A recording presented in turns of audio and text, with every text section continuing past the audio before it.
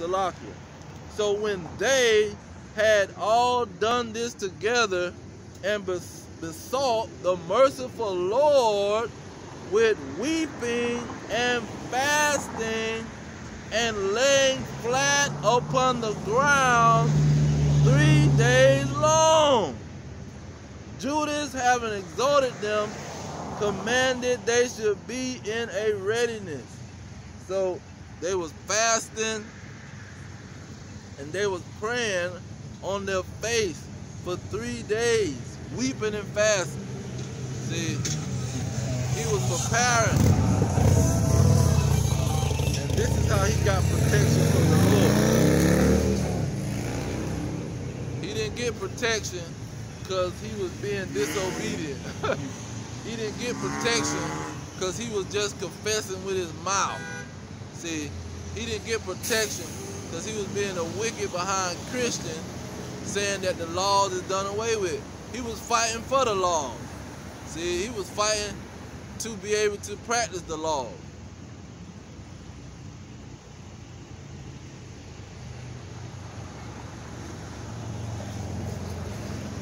And you know, these Christians, they be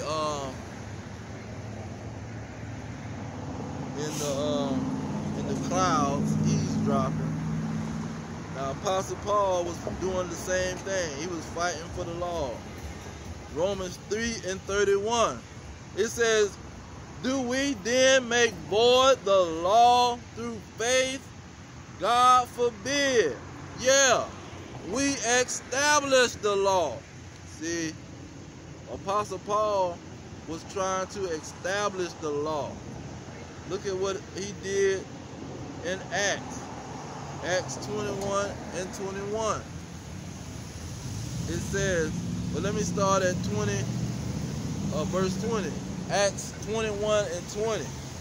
He says, and when they heard it, they glorified the Lord and said unto him, thou seest, brother, how many thousands of Jews there are which believe, and they are all zealous of the law. 21. And they are informed of thee, that thou teachest all the Jews which are among the Gentiles to forsake Moses, saying that they ought not to circumcise their children, neither to walk after the custom. So Paul, when he heard that, this is what he said. Verse 22, therefore it is, 22, he says, what is it therefore? The multitude must need to come together, for they will hear that thou art come. This is the elders, the head elders and the apostles talking to Paul. Verse 23, he says, do therefore this that we say to thee. We have 4 men which have a vow on them. 24, them take and purify thyself with them, and be at charge with them, that they may shave their head, and all may know that those things whereof they were informed concerning you are nothing, but that thou thyself also walk orderly, keeping the law. See, the Apostle Paul was fighting for the law. See, he wasn't talking about, oh, the law done away with. Y'all just pray to God and do whatever you want to do. Eat a nasty pig, shrimp, crabs, and lobster. See, walk around half naked. Smoke and drink all you want. See, no, this is not what he said. He was fighting after the custom, fighting after the law, fighting for the law. And this is why he had protection. This is why the apostles had protection until they had to stay faithful unto the death. Because they had to go through what we finna go through in these last days. Now let's get some more on this protection.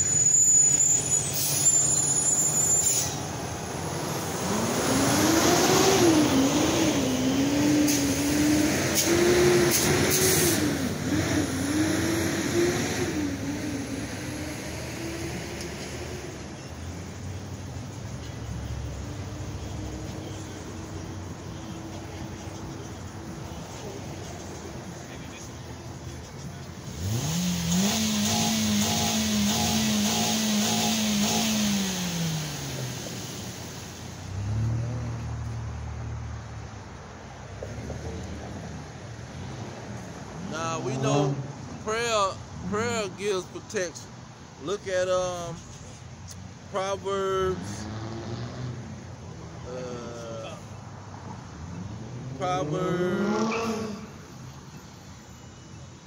9. It says, "He that turneth away his ear from hearing the law, even his prayer shall be an abomination." So, not following the laws, doing whatever you want to do, it's going to make your prayers be an abomination. So now you can't even talk to God to get protection. How you going to get protection and you can't ask the person that's going to protect you to protect you? Because he's not hearing you, man.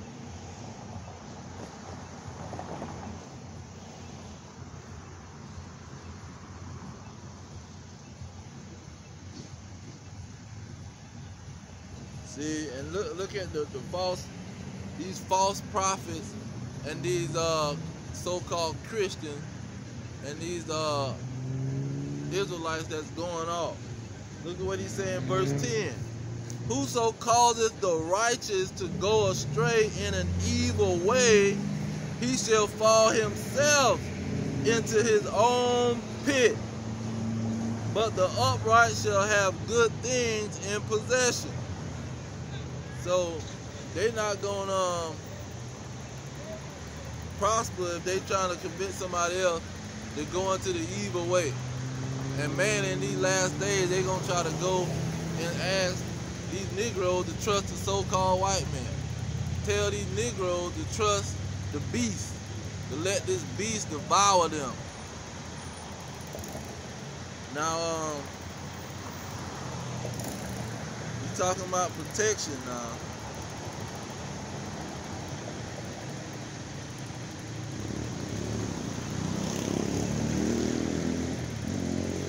Hebrews chapter 10, starting at 26. Here go another dagger. It says, "For if we sin willfully, after that we have received the knowledge of the truth, there remaineth no more sacrifice for sin." So now, there's no more sacrifice for sin. Because you know the law and you are breaking the law willfully. Like you know a shrimp is a nasty, funky behind animal, and the Lord say that's an evil thing for you to suck this shrimp up in your mouth. Now, there's no more sacrifice for that. See? And then, just to get right to the point, Hebrews 10 and 31, he says, "It is a fearful thing to fall into the hands of the living God." So now, you gonna need protection from him. See, that's the #1 person you gonna need protection from. See, yeah, the so-called white man got a military, and he got bullets, and you got people around here with guns and weapons. But the ultimate person that you gonna have to fear is the Most High. Look at what he says. "It is a fearful thing to fall into the hands of the living God." Why is it a fearful thing? Because you can't get no protection from him. He's the only protection. And why you need protection from him? Deuteronomy 32:39. Deuteronomy 32:39. See now that I, even I, am He, and there is no God with me. I kill and I make alive. I wound and I heal. Neither is there any that can deliver out of my hand. See, there's nobody that can save you or protect you from the Most High. See, he said, neither is there any that can deliver out of my hand. Who gonna save you from the Most High? You can't call the police. You can't call the American government. You can't call your allies. See, you can't. There's nobody you can call on when he coming for you. There's nobody you can call on when you fall into the hands of the Most High. Look at what he say in verse 41. He say, if I wet my glittering sword and my hand take hold on judgment, I will render vengeance to my enemies. I will reward them that hate me. Look at verse 42. He said, I will make my arrows drunk with blood. My sword shall devour flesh, and that with the blood of the slain and of the captive, from the beginning of revenges upon the enemy. See, who gonna protect you from the Most High? See, you can get protection from an assassin. You can get a protection from a snake, alligator, or a vicious dog. You can get protection from them. But who gonna protect you from the Most High? Who is gonna protect you? Look at 1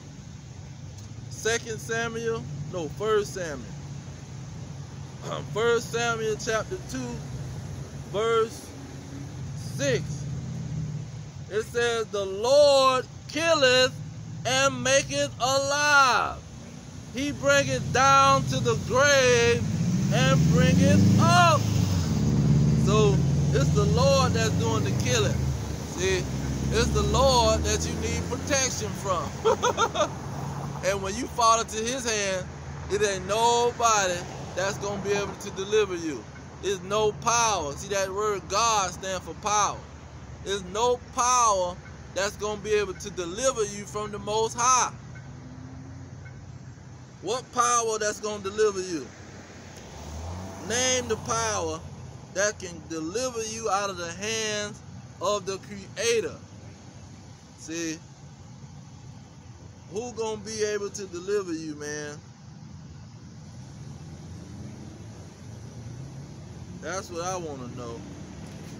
Let me put in protect.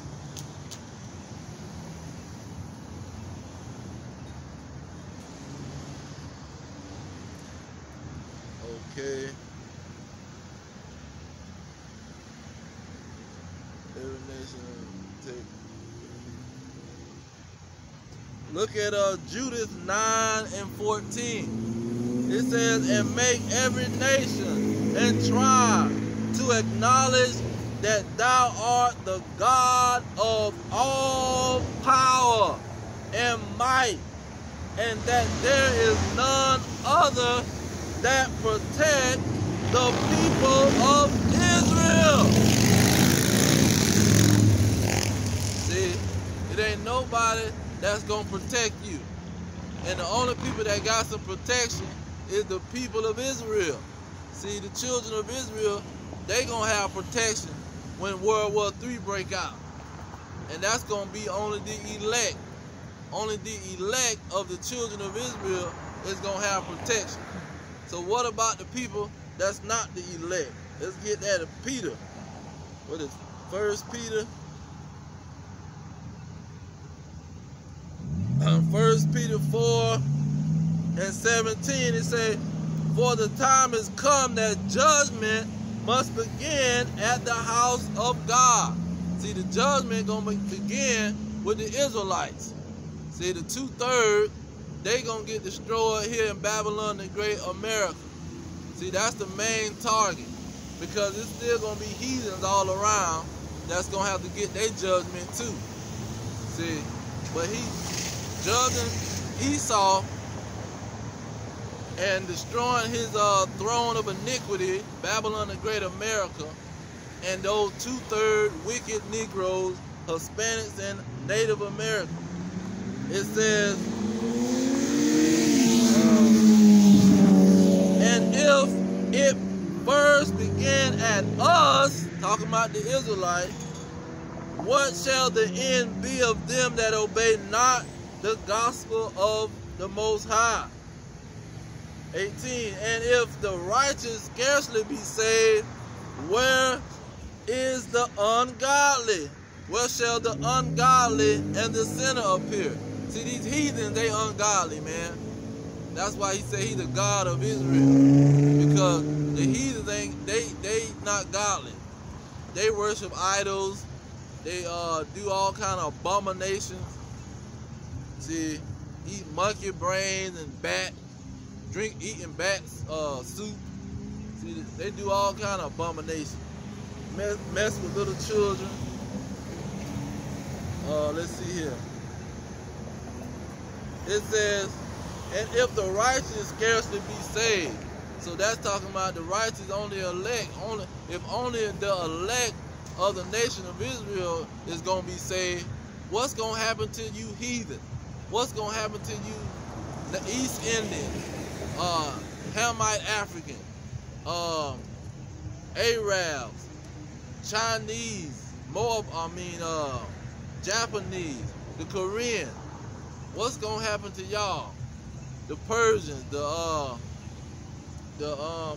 Arabs and East Indians. What's gonna happen to y'all, man? Y'all are gonna be destroyed. It ain't gonna be no you gonna get saved with the Israelites. No. Now when you go to let's see.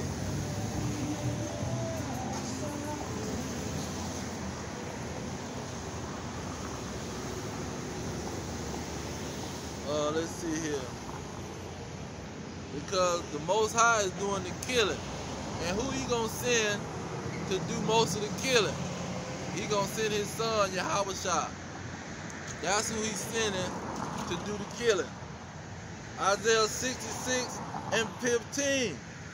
He say, for behold, the Lord will come with fire, and with his chariots like a whirlwind, to render his anger with fury, and his rebuke with flames of fire. Verse 16, for by fire and by his sword will the Lord plead with all flesh, and the slain of the Lord shall be many. So it's going to be many people that's getting killed by the Lord. They're not going to have no protection. There's nobody that's coming and saving them, man. See, that's why he says it's a fearful thing when you fall in the hands of the living God. The reason that it's so fearful, because there's nobody that can save you. See, once he come for you, there's nobody that can protect you. Once he send a military for you, once he send a so-called white man for you, there's nobody that's going to protect you from whoever he sent for you. That's why he said that the evil man seek only rebellion, and a cruel messenger shall be sent against him. See, once he send that cruel messenger, who you got to save you then? See, you don't got nobody to save you, man. And that main cruel messenger is Yahushua Mashiach. That's the cruel messenger. And the other cruel messages is going to be them nuclear missiles. When you see them nuclear missiles flying, see, they going to hear it probably on the internet, on the news, or they just gonna feel the power of it. They gonna feel that it's coming.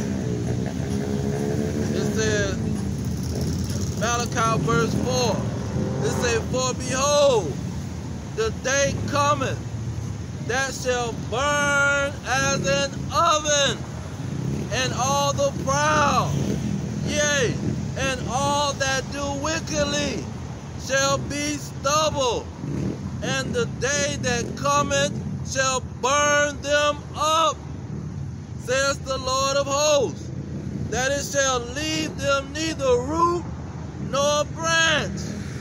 Now that oven, David said something about this oven. Oh, fiery oven. Psalms 21 and 9. Psalms 21 and 9. It says, thou shalt make them as a fiery oven in the time of your anger. The Lord shall swallow them up in his wrath, and the fire shall devour them. See, King David, he was prophesying, man. He was prophesying about them nuclear missiles. See, he was prophesying that it was going to be like a fiery oven. When those missiles hit, they going to be in the lake of fire. That's why they call it a lake of fire. Because it's going to be in a small area. Babylon the Great, America. See, when you go into Revelation, brings some details out. Revelation,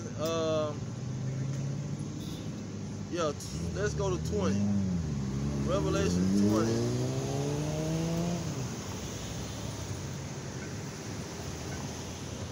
Revelation 20, I'm going to start at verse 9.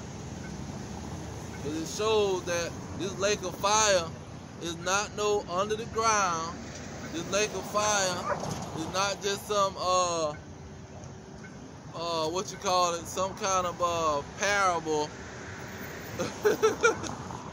He's talking in parabolic language. He's giving like a parabolic language, but he's being very specific. It's going to be a lake of fire. It's like a lake of water. It's going to be a lake of fire. And that fire, that lake going to be big as America. See, that lake is going to be America. It says, and this is Revelation 20 and 9. And they went up on the breadth of the earth, and compassed the camp of the saints about, and the beloved city. And fire came down from God out of heaven and devoured them. See, that fire is not going to be just a bunch of fire coming out. Russia is going to shoot those nuclear missiles, man. When Russia shoot those nuclear missiles, that's how the fire is going to come down. Verse 10, he say, and the devil that deceived them was cast into the lake of fire. See, he was in the lake of, he was made into the lake of fire. See, because he's not going to be, it ain't going to be a bunch of angels going to grab some other angel. And all these other angels, they grab this one angel and they going to throw him in the fire. No, man. That's just the word that he's using. That fire going to come down from God and then create a lake of fire. That's going to be Babylon the Great, America, man. That's how that fire is going to get created. It's not going to get created in no other way. Let's go to Revelation 11. It says the same thing. It talks about when those angels come and deliver the elect and put them in their hand and put them into the chamber and close the door. Revelation 11 and 12. It says, and they heard a great voice from heaven saying unto them, come up hither. And they ascended up in a cloud and their enemies beheld them. Verse 13, and the same hour was there a great earthquake, and the 10th part of the city fell. See, when those elect get beamed up, then the missiles coming down, and it's gonna cause the lake of fire. See, and that when those missiles hit, it's gonna be like an earthquake. Boom, boom, boom, boom, boom. See, it's gonna shake the earth. Let's get this. I think it's in Isaiah 26. Let me see if I can get it. If the Spirit gave it to me.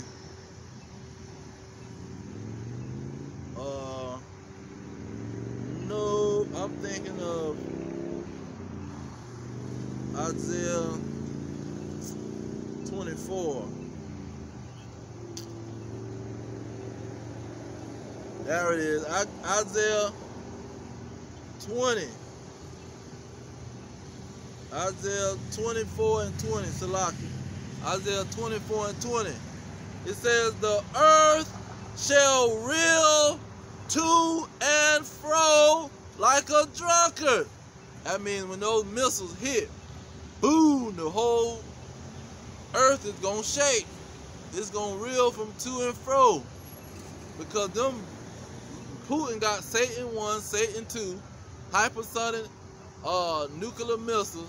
They can go from 4,000 to 6,000 miles per hour. See, they can cross the Atlantic Ocean in 1 hour, maybe even 30 minutes. See, while you in Taco Bell getting you a taco, he can let off one of them missiles before you get your food in your, while you got your food in your mouth and you driving out of there with the taco in your mouth, that missile can be coming through the atmosphere. It says the earth shall reel to and fro like a drunkard, and shall be removed like a cottage. Now what's a cottage? It's like a house. A house, cottage, just a house, man. It says, and the transgression thereof shall be heavy upon it, and it shall fall and not rise again. And it's mainly talking about Babylon and Great America, man. This place is going to fall, and it's not going to rise again. It's not going to have no comeback. People going to move back over here on this land, and they're going to build the whole operation back up. See, that's not going to happen, because the only reason they built it the first time was a bunch of Negroes built it. So they're not going to come back over here and build nothing, man. It's going to be a desert. There's a bunch of animals, porcupine, scorpion, bunch of desert animals hanging out, just like over there in Egypt. That's why they call this spiritual Egypt, because when Egypt was destroyed, most of that crap was a freaking desert, man. Okay, let's get Jeremiah. See, who's gonna protect these people, man, from the Lord? Jeremiah chapter 25 and 30, I think. 25 and 33. It says, and the slain of the Lord shall be at that day from one end of the earth even unto the other end of the earth.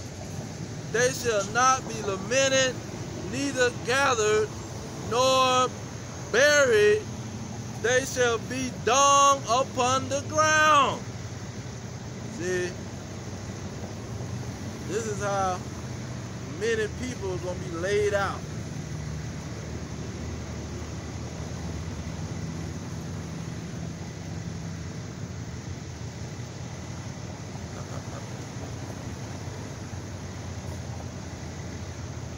See, nobody going to be able to protect these people, man.